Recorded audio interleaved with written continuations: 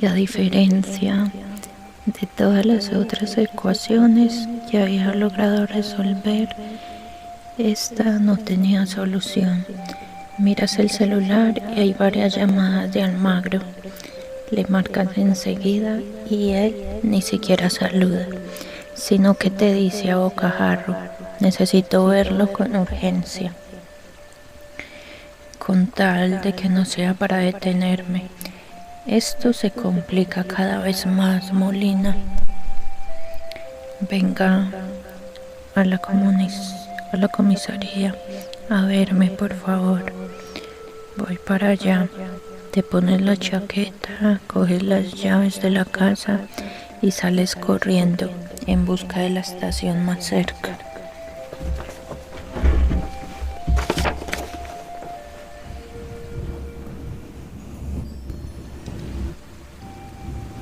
Del Transmilenio. No sé qué fuerzas me arrastraron a convertirme en ese ser inmundo y abyecto que había terminado hiriendo sentimentalmente a diestra y siniestra. Pero lo cierto es que tomé conciencia de que ese individuo no podría ser yo. Después del entierro de mi amiga, tuve una crisis espiritual y decidí hacer un viaje para alejarme de mí mismo, para reflexionar y hacer un examen de conciencia. No quería pasarme la vida entera convertido en ese personaje banal, enamorado de su imagen en el espejo. Me fui para el Medio Oriente y recorrí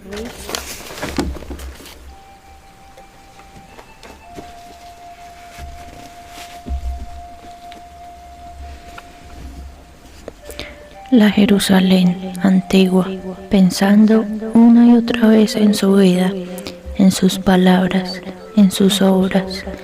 Estuve en los desiertos de la antigua Judea, reflexionando sobre su misión, sobre ese extraño mensaje que aún no terminamos de entender. Dios está en el otro, incluso si el otro es tu enemigo. Por eso hay que ofrecer la otra mejilla, porque el otro es sagrado y no le puede herir. Porque si hieres al otro, estás hiriendo a Dios. En la iglesia del Santo Sepulcro caí de rodillas y pedí perdón por todos mis pecados, por todas las agresiones que había cometido, por toda la gente que había engañado y timado, por todas las mujeres a las que había hecho sufrir de manera inhumana, y no dejaba de preguntarme cómo había sido yo capaz de causar tanto dolor.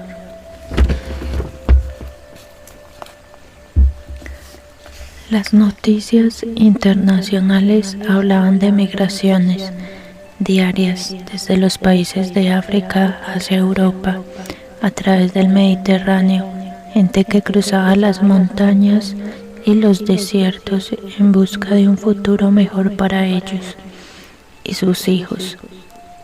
La guerra en Irak, por esos años de recurrencia, y los bombardeos no daban tregua.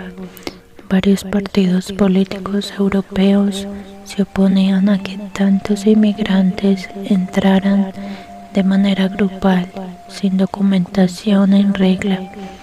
Sin embargo, quienes eran,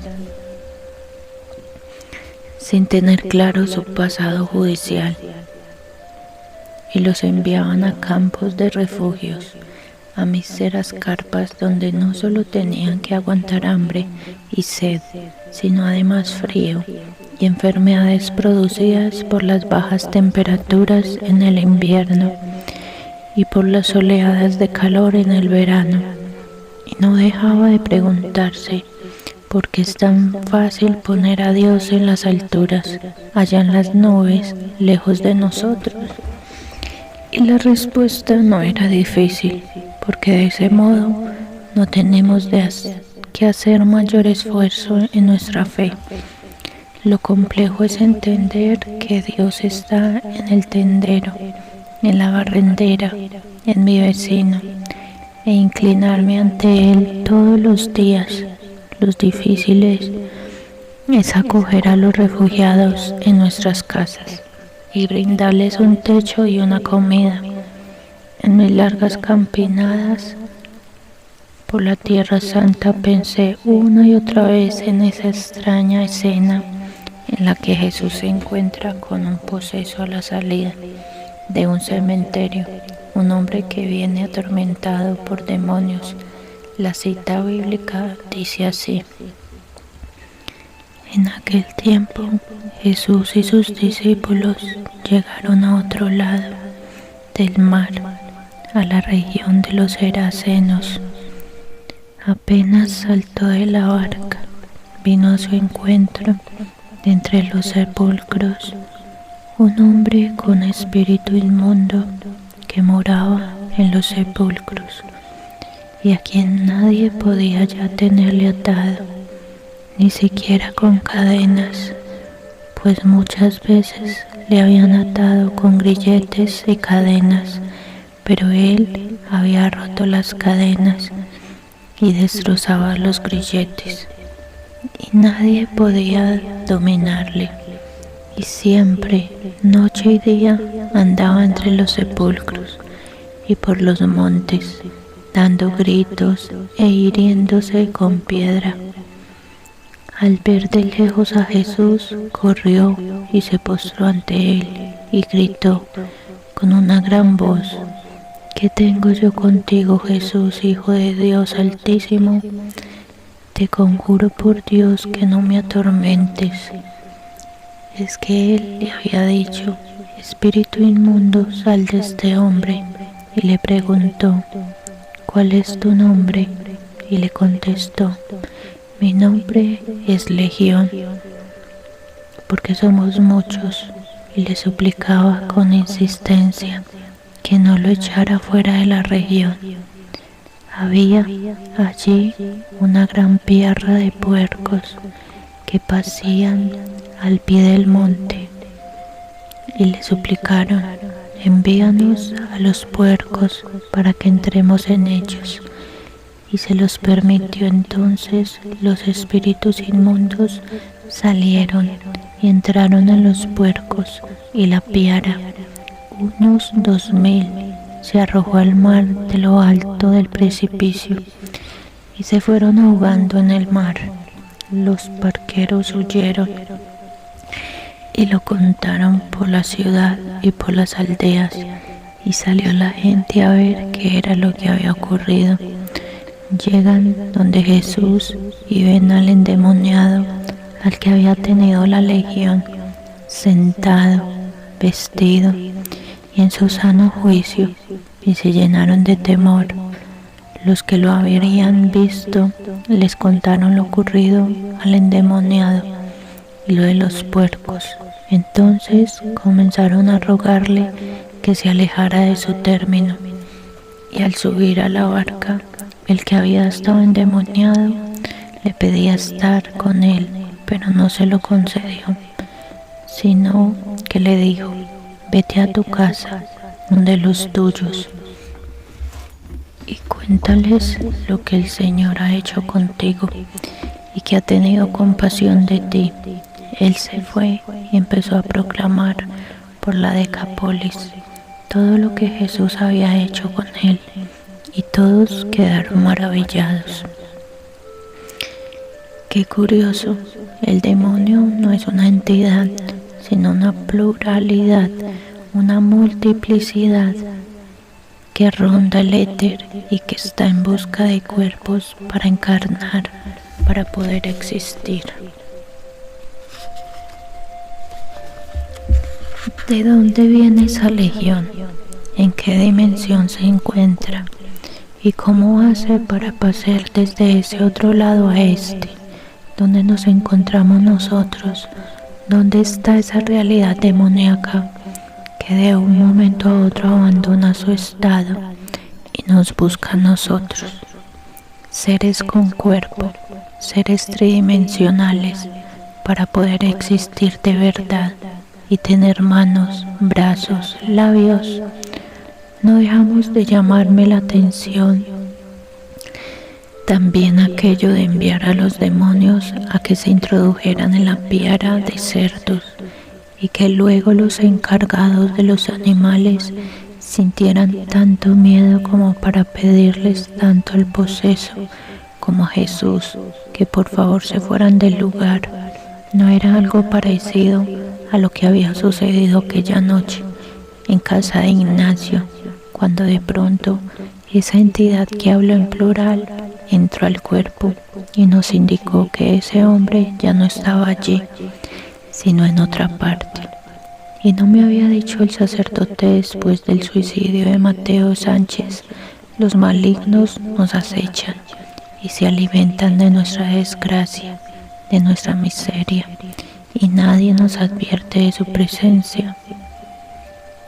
Y lo había anunciado en plural, como para que me quedara claro que no se trataba de una sola fuerza, sino de muchas que rondan a los hombres y los agobian y los hunden en los vicios y en el horror de sí mismos.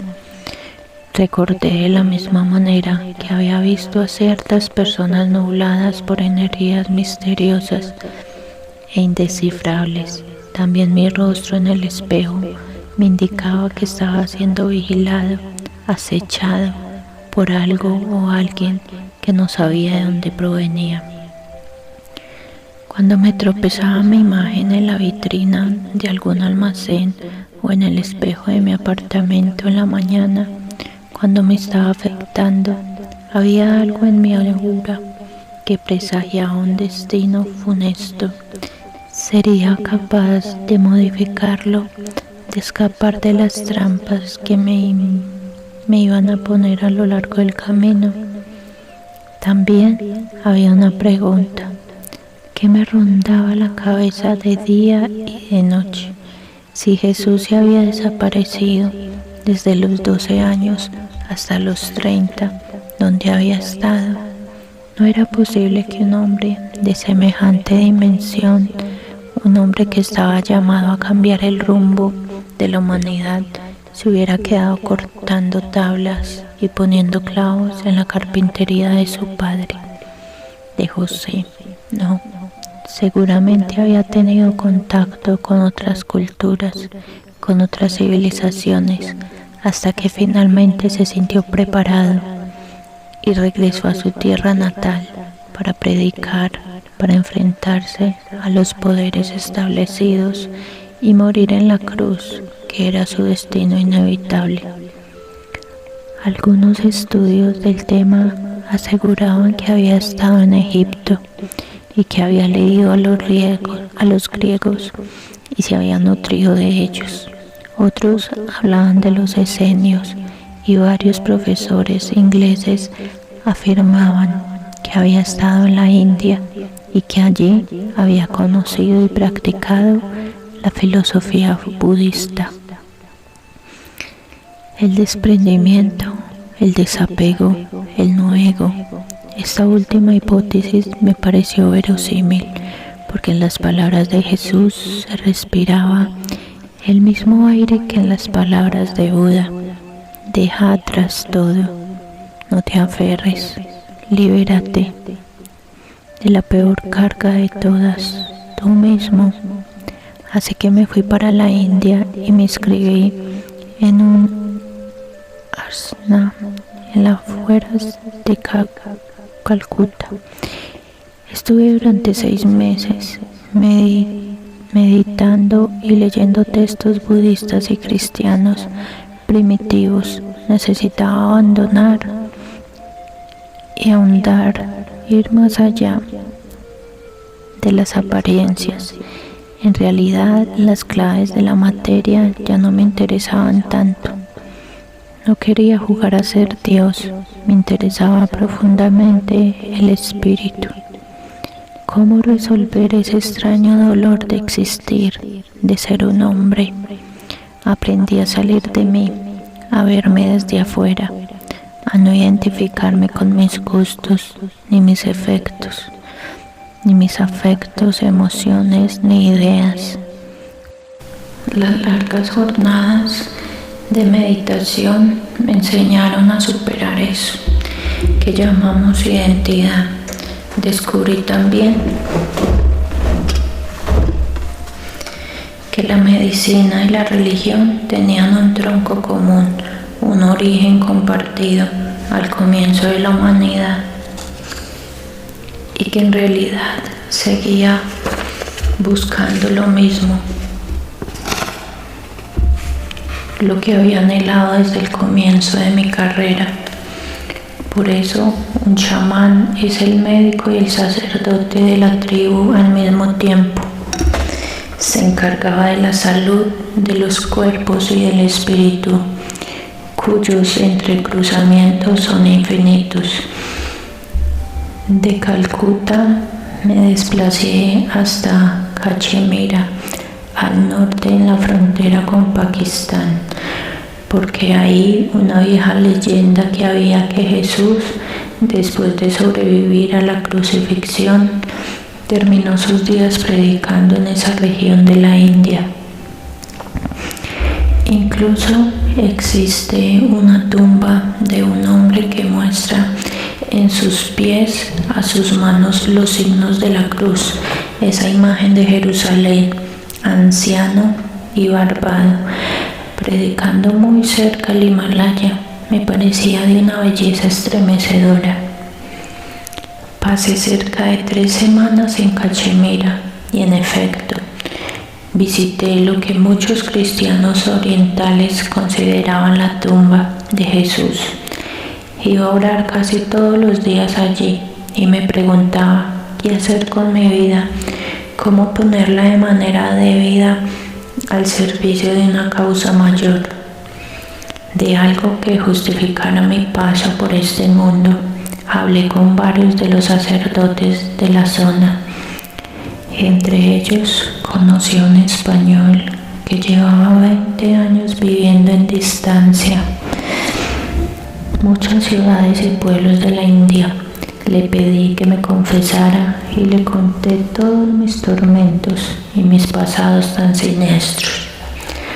A los pocos días me situé en un mercado público y llegó también un comerciante de libros viejos y textos descubiertos en las excavaciones arqueológicas de un momento a otro. El mercader sacó de una carpeta un pergamino original, escrito en una lengua que no conocí. Me dijo en un inglés británico con fuerte acento indio: ¿sabe usted qué son los rollos del Mar Muerto?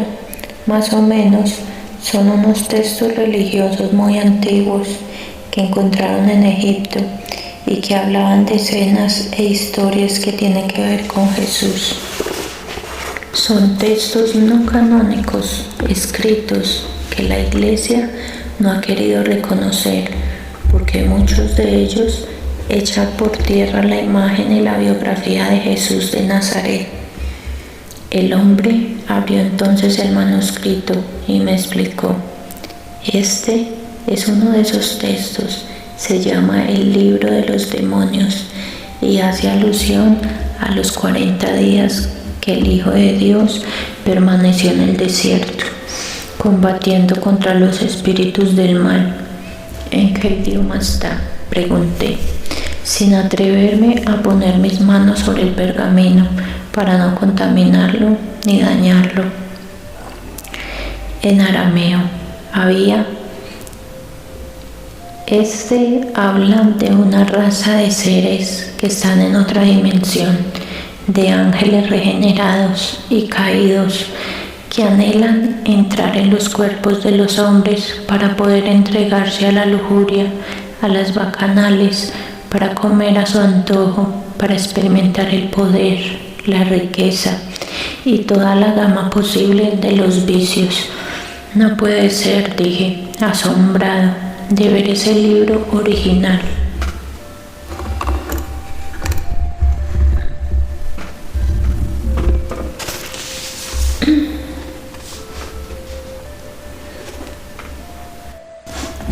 Son una legión fantasmal que persigue a los más débiles y logra conducirlos a los placeres desenfrenados para vivir a través de ellos todo lo que está prohibido y censurado.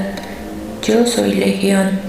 Recité de memoria el versículo bíblico correcto, solo que a veces esos hombres y mujeres son muy débiles.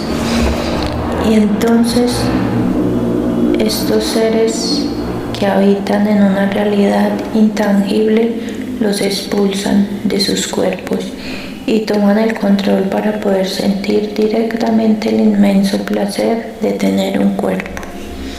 Jesús logró vencerlos y por eso terminó en la cruz, dije pensando en voz alta. Es usted muy perspicaz, mi querido amigo. Lo que sucedió en esos 40 días fue que Jesús venció todas las tentaciones, las carnes, las del poder, las del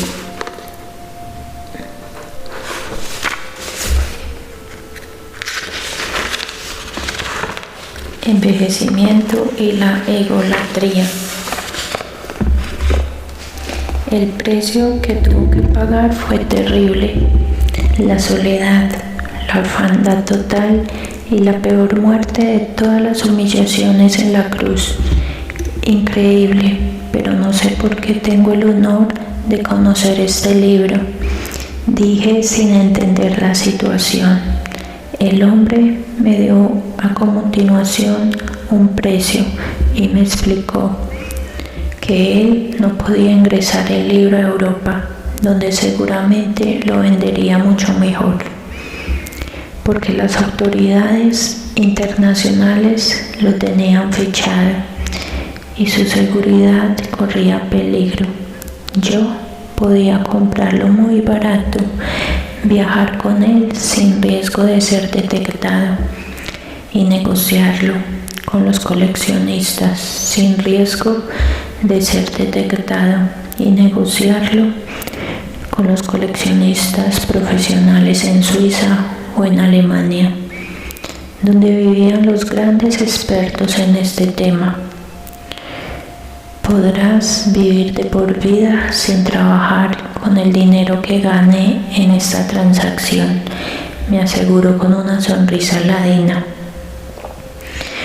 Le expliqué que no tenía tanto dinero como para pensar en poder adquirirlo. Él se desilusionó un poco y antes de despedirnos me recomendó que si llegaba a conocer a un posible cliente me daría una comisión sobre la venta.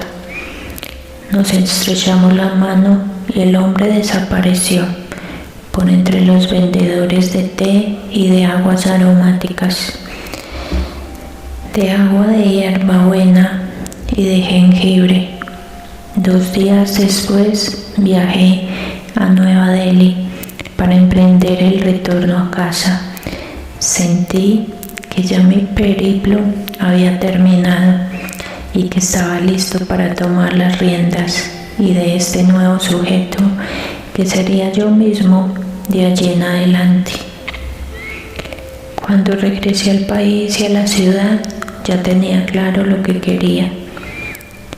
Timbré en las dependencias de la orden de los franciscanos. Le conté al director de la residencia mi historia. Me arrodillé ante él y le dije: deseo fervientemente servir al Señor. Ya estoy listo.